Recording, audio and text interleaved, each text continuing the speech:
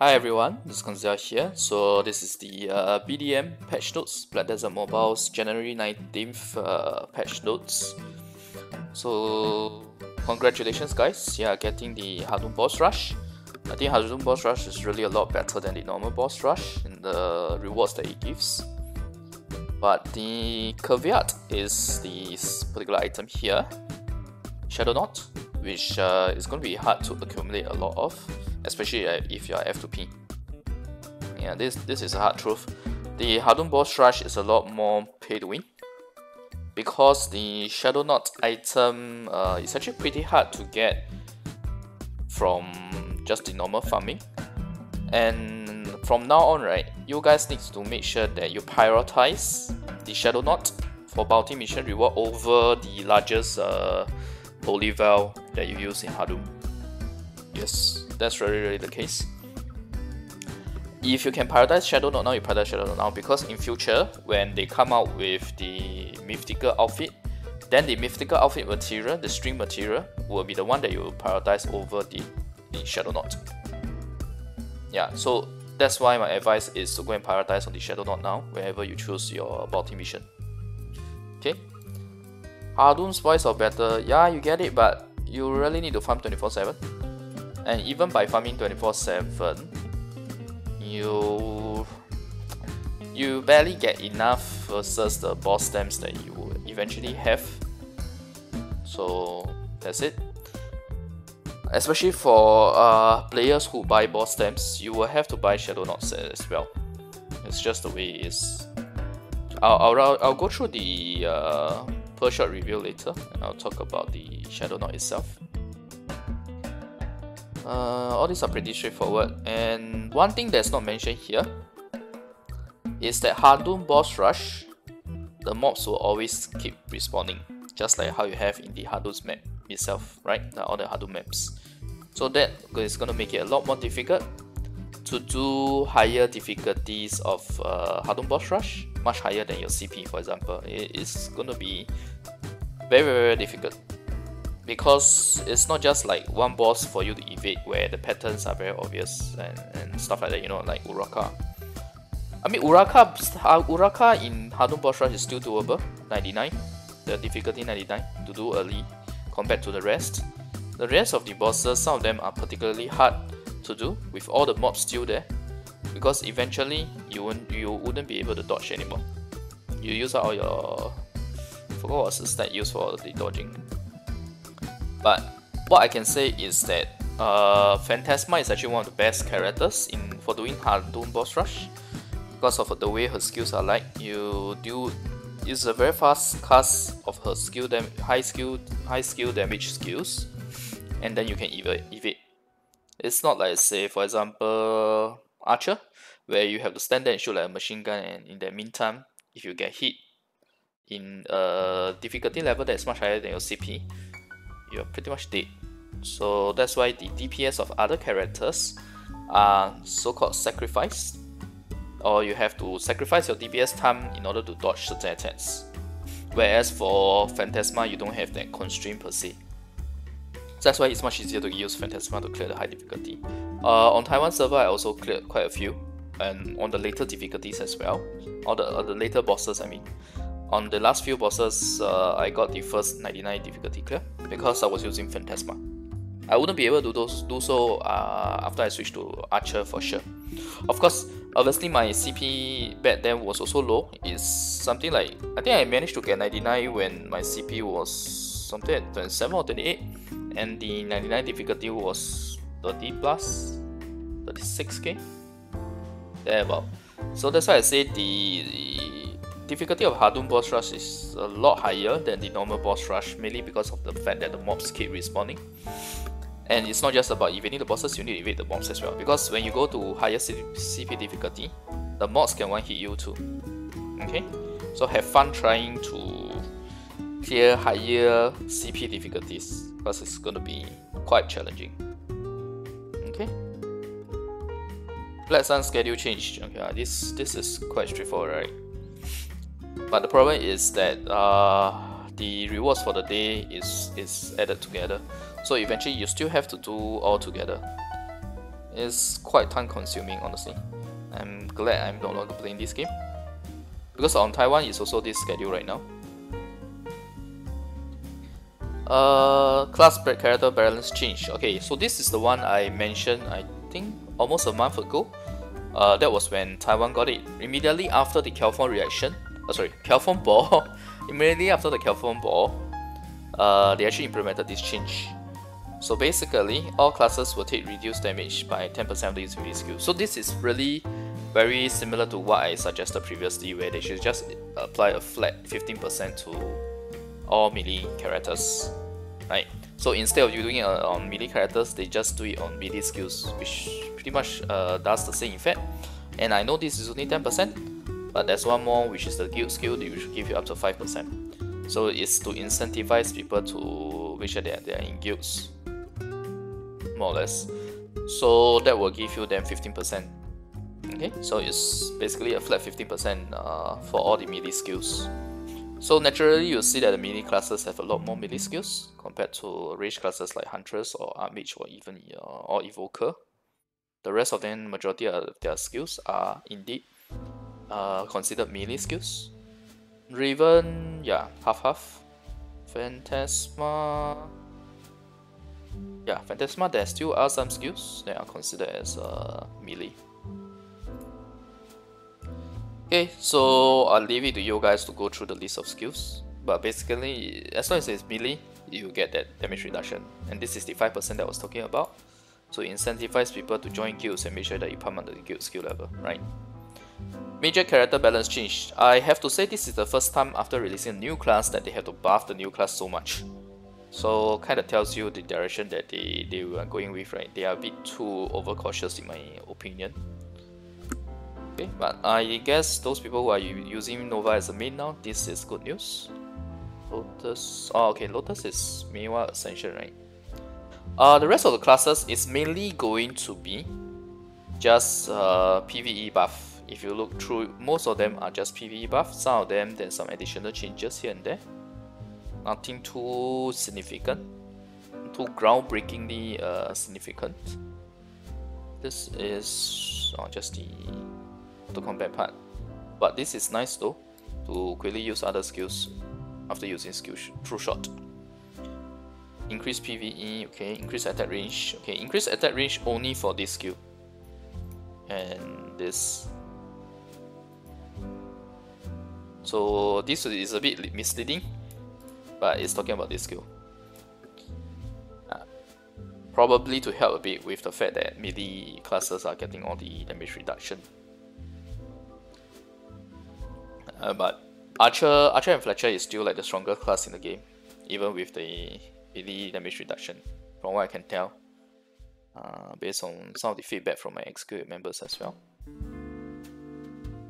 Okay, Windwalker did improve quite a bit.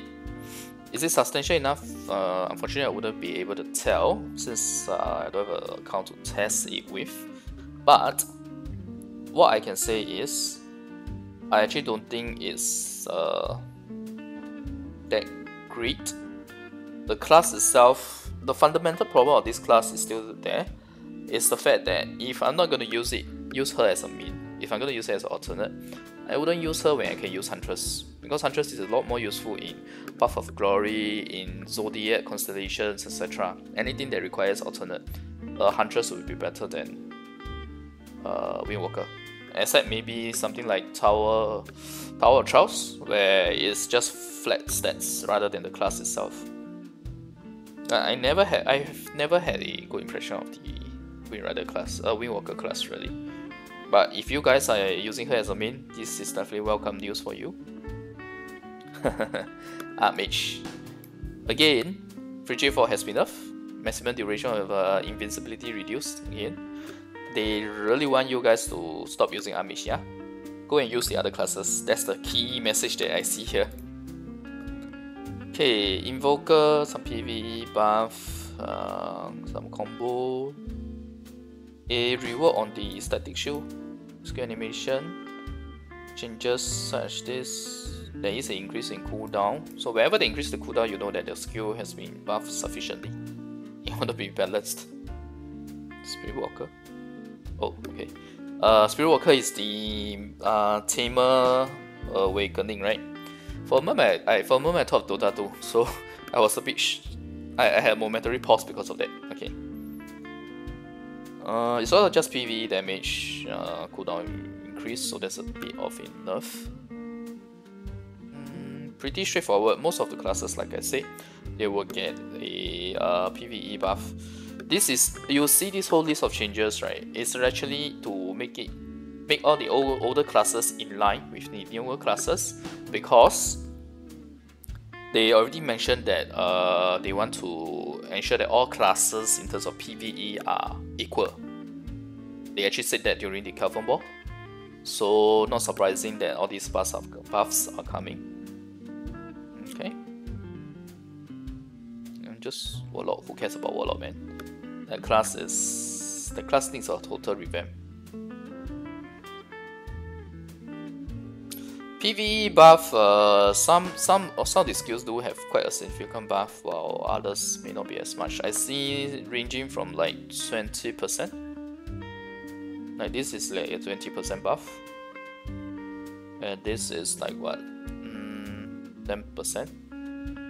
And if I look at level 10 of this, it's more than 20%, it's 33%. This class, yep, it needs the buffs for PvE. I find that it's not that good for PvE. Titan, okay, Titan has a complete rework of the skill Smackdown, completely changed to a new skill. So you can say that a new skill has been added basically. And there are other buffs here and there. I thought I saw a longer list of buffs on the Taiwan server though. It's shorter than I remember. Okay. So I hope this is enjoyable to you guys, and if you notice, a lot of the newer classes don't really have these buffs. Oh, but these are the classes that you guys have right now, so okay. Okay, recommended offerings. Unless it's a product that is special limited purchase to newer players, otherwise most of these don't really help that much, honestly speaking. I find that the recommended offerings most of the time is only good for new players, not really for players that have been playing for some time. So, okay, so there's a new skill added for Path of Glory to revive your character. That's very good, but it does make the POG a lot more easier then, if that's the case.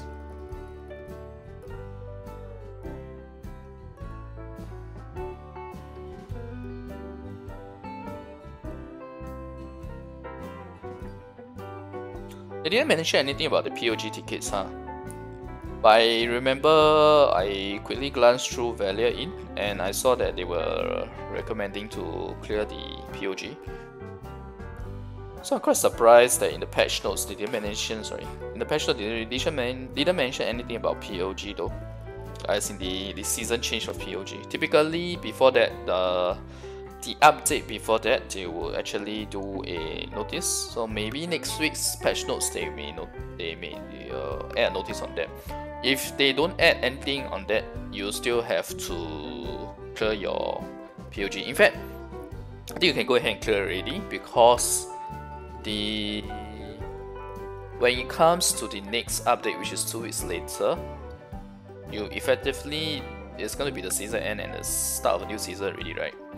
So there's not going to be any new Rift difficulty, so you can go ahead and finish spending on your existing season 3 tickets. I don't recommend buying more season 3 tickets. Sorry, season 2. You're right, season 2 now. So I definitely don't recommend buying any more season 2 tickets. Just spend the ones that you have right now. You're better off buying the new season 3 tickets when they arrive. This is the best step. Okay. Okay, they should have done this long ago. Otherwise, it's always so difficult to differentiate between the combat buffs. And this as well. I have so many identified inscribed glyphs that are hanging around in my alternates because of the fact that you can't delete them. They should have just included this long ago. Okay, this is nice though. Getting increased amount of dark coins and silver.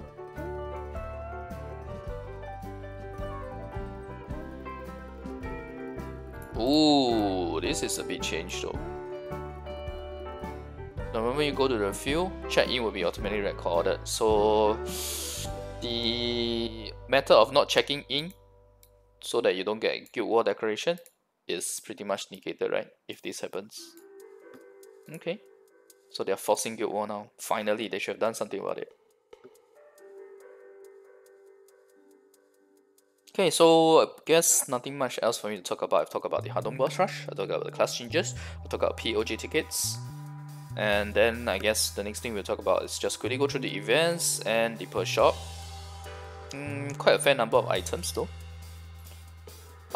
One thing to note here, for the special boss rush, the bug where you can't obtain it in Hadum boss rush, they would compensate you based on the expected appearance rates, which means that if you don't want to get lucky, or if you are always an unlucky person, this is actually better for you, because it will be better than the expected. The expected appearance rate will be better than when you are unlucky, right?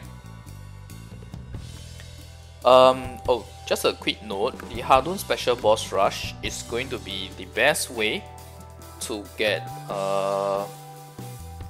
the ancient scroll, ancient glyph. Let me see the exact word. Inscribed glyphs, right? Ancient glyphs that will give you the red inscribed glyphs. Okay. So red inscribed is going to be best source of red inscribed glyphs. Although the minimum that it gives is orange, which is the mystical grid. It gives from orange to pink. So I'm not sure why they didn't mention it here, but if I didn't remember wrongly, on the Taiwan patch notes previously when they introduced Hadum boss rush, they also didn't mention about the item. It was not mentioned at all. Yeah, and in fact there was a bug back then in Taiwan where this particular ancient glyph, right? Primal glyph scroll, which gives you minimal orange red or pink. There was a bug where there was an increased appearance rate of it. So I didn't manage to write on that bug though, because I was busy with something else, some other event. I didn't do my boss rush then, so that was a bit of a wasted opportunity for me. Maybe that's why they didn't implement it this time around. They were trying to take some time to resolve it. I'm not sure. Alright, so let's go in-game. The video has already gone on longer than I had wanted it to. Okay. Hadum boss rush package, and then the new Pearl plus boss stamps, right? If you look at the new Pearl plus boss stamps, this is 1515k boss stamps for 4198. The previous one, I'm not sure whether the previous one is still there. It's gone already, right? The previous one. Yeah, the previous one is gone already. Okay, I don't remember the previous one. I'm pretty sure this is more though. But the caveat here is that if you are a Dolphin or a pay-to-win player, you should buy this. Why? It does give a lot more boss stamps and Shadow Knot. Shadow Knot is unfortunately quite the pay-to-win item. You need to buy quite a bit of it if you buy boss stamps. If you don't buy boss stamps, you are full F2P player. You may run into a situation where you actually have more Shadow Knots than boss stamps. Really depends on the events. That how many events give out boss stamps basically. But if you are a paying player like Dolphin or Wheels, I definitely recommend buying this, because Hadum boss rush also gives a lot more boss knowledge. It helps to move your boss knowledge a lot more. Don't buy this. It's not worth buying this for the epic one unless you don't even have an epic one right now. But if let's say you have an epic one but it's not a good stat, right? Don't buy this, because when mythical outfit comes out, these will be much cheaper. For the same price, you'll probably get a lot more of this outfit. So yeah, don't get this. Out. This is a yes, this is a no. This, if you want more boss stamps and pearls, then I guess you can buy this, but I will always prioritize this over this because of Shadow Knot. Pearls plus Abyssal accessory. Blood Chaser. It's okay only if you really don't have any red accessories or your red accessory enhancement level is not even at +3 yet. Otherwise, don't spend to pump it up because you really need to. You really don't need to. It's the rate at which global is progressing. It's not very worth it to buy this. It will get phased out once the primal accessories come. Although the way primal accessory work is you actually get quite a bit of material spec if you manage to hit +7 or +8 rate accessories. Anything before that, you don't really get much of a gain per se. And the gain is only if you are really lucky in your enhancement all the way to rate accessory +8.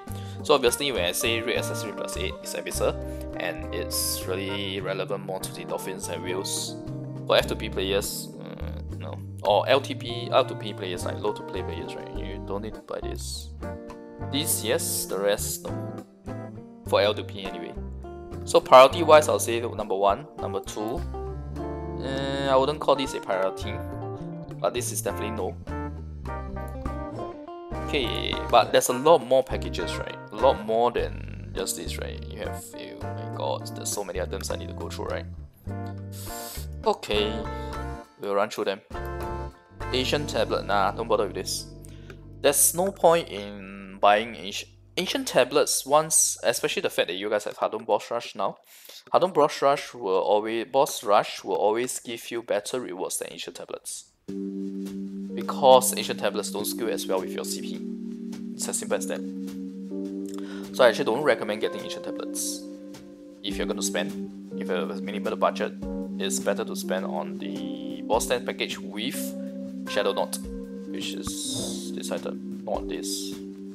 Unless you really need pearls.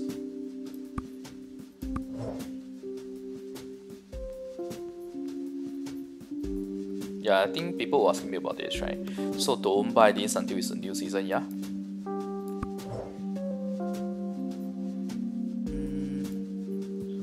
Nah, don't bother. This actually 1,500 tokens is not too bad, honestly speaking. It's quite a nice amount for this price. It's actually in fact cheaper than some of the packages that we have on Taiwan. Although we do get more pearls from that.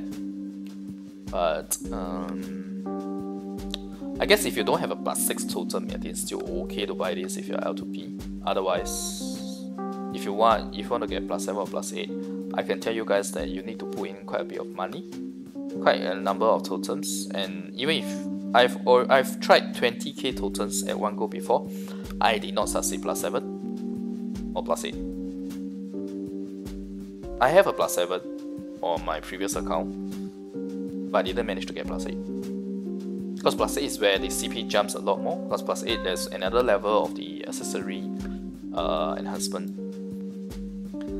Relic Fragment 500k, no, not worth it. You will get a lot more in future, don't worry. You'll get packages that give you like up to 1 million, usually. No, not required. Lightstone Fragments, unless you are really lacking in your Lightstone equipment, then you can consider, otherwise no. Enemy duels are not new. Okay, this is definite no. Lucky Boss Fragments Pack 50 to 100.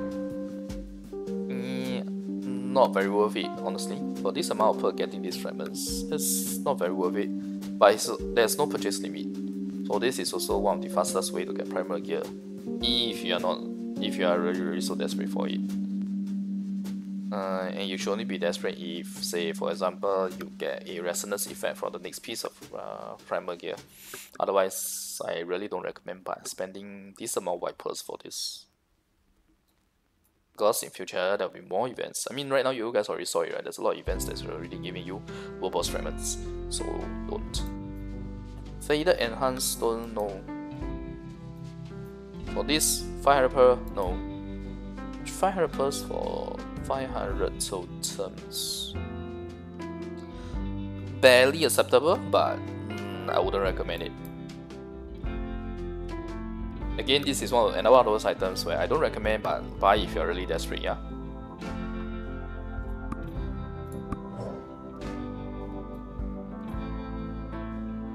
If you're going to spend 800 white pearls for this,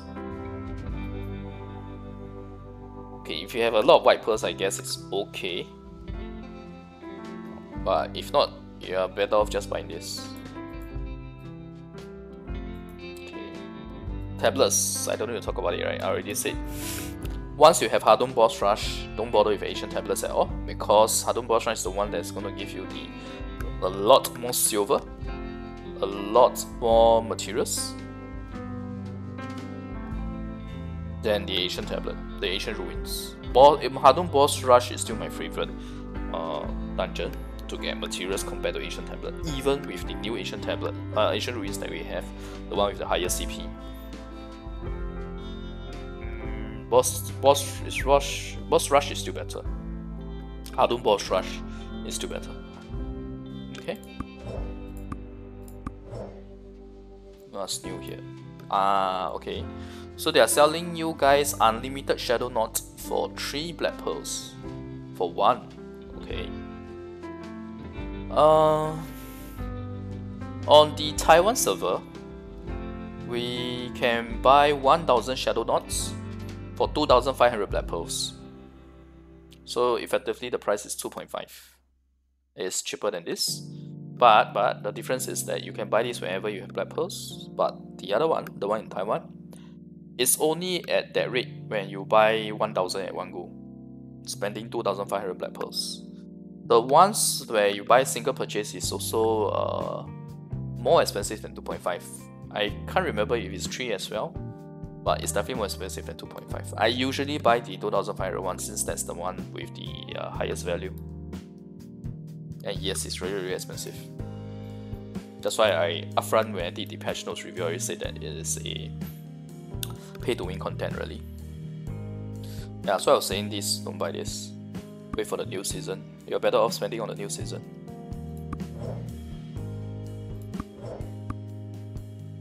Golden Bell. Okay, Golden Bell is quite interesting. This is something new. We don't have it in Taiwan back then when I was still playing. Maybe we have it now, just haven't been looking at the Taiwan per shop. So what do you have? You have Golden Bell that gives you Hot Time, applied to normal field, Nightmare, Hadum, Black Sun. Nice. What is Golden Bell Hadum then? Hadum Knowledge SP plus 100%. Maybe it's still useful now, but eventually when most people have almost max level on Hadum Knowledge, this doesn't really matter. This is really good, by the way. On the Taiwan server, very rarely do we get any hot time for desert, for Great Desert. So having this is really nice, and it's really going to help a lot in trying to get the elephant, the royal elephant. So that's definitely nice. So I guess this is a way for them to make the wheels popular, right? Because the wheels buy this item is applied to the whole server. So I guess this is more like a item to help improve the relationship between pay to win and F2P. I guess that's what they're trying to aim for, right? Otherwise, what else? Yeah. But I would say this is good and this is decent. This is meh. It's pretty meh. Yep. But this is very nice, the desert one, as well as the Hadum Hot Time, especially if you do 24/7 farming. Okay, did I cover all the items already? I covered this. Yep, I covered all the items. Phew, that was quite a long list, and this has been quite a long video as well. So the list is still longer than the previous ending sales list. Sales ending next week, class change pad 2. Oh, that's great news, guys. This means that maybe you guys will get the cheaper class change pad that we have right now on Taiwan, where it's 4000 black pearls for the entire set. Alright, thanks everyone for watching. I'll see you guys next video. Bye.